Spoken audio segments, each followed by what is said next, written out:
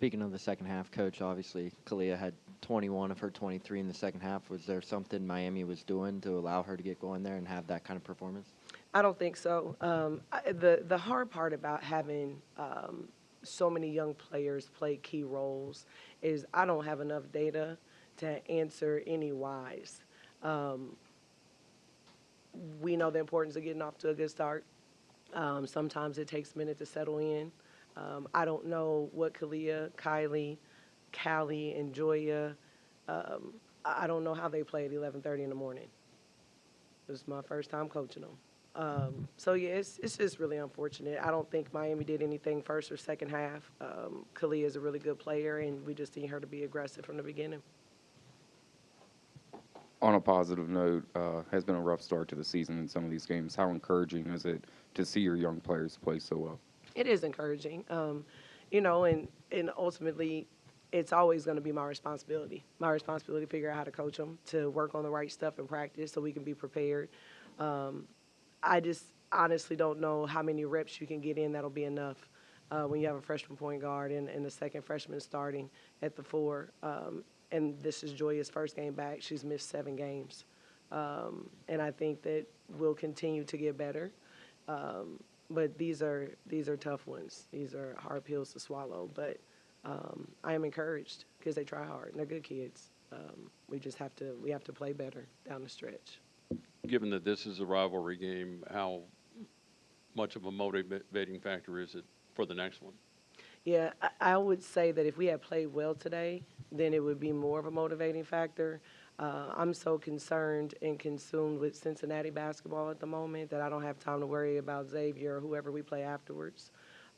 We know that it's a big-time game. I love this game. I think it's great for basketball, women's basketball, and basketball in this city. I love the crosstown shootout.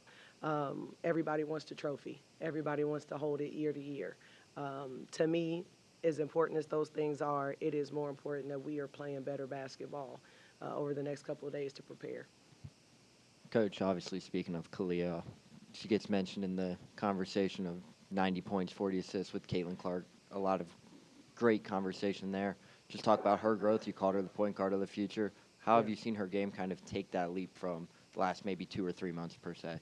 Yeah, I think she's just growing more and more confident. And there's just some things that can only happen with minutes and games. And I think the best part about being a part of our program right now is that there's opportunity.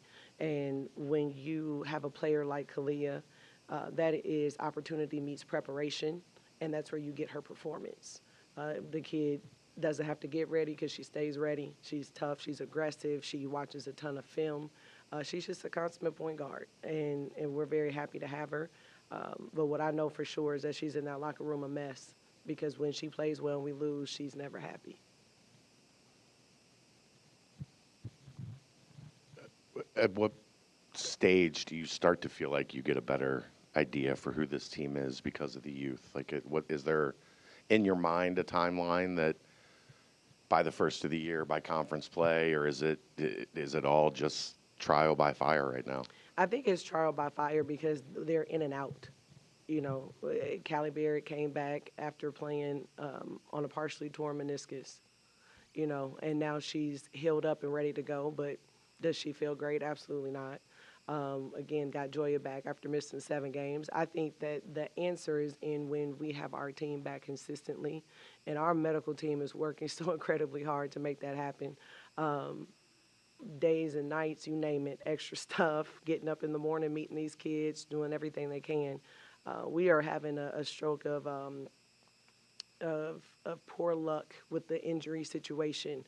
But it still doesn't matter. To me, there's just no excuse. And I will be better, and they need to be better, and that's what we'll spend tonight talking about. How hard is it to kind of explain how you can't really ride the roller coaster of a season and you have to be steady, especially to so many young players? Yeah, it's tough, but I think they get it. But there's a part where you talk, and there's a part where you have to apply.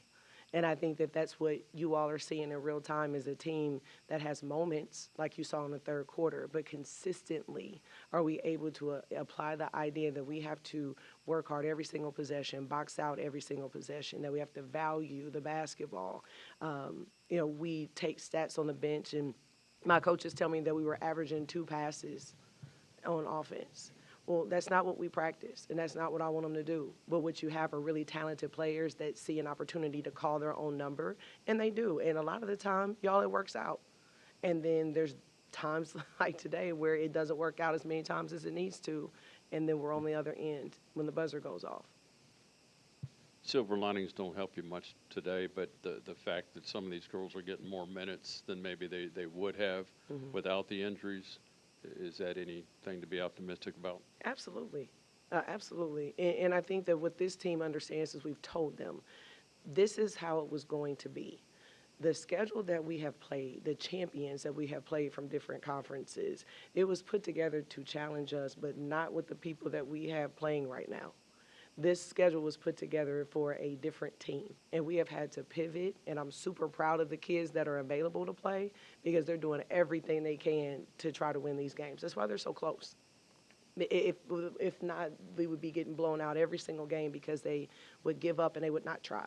And that's not what's happening. So, yes, I think it's going to pay off. It's going to pay off that they are getting these really hard lessons. Everybody wants to learn from a win. Wes and I were talking about that the other day. Of course we do. And nobody comes out here and says, oh, let's go out here and lose these games so we can teach a lesson. We want to teach those lessons from film and wins. But sometimes the ball just doesn't bounce your way enough, and we, again, go back to the drawing board and try to figure it out.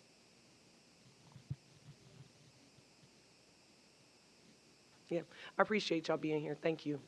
And we will see you on Sunday.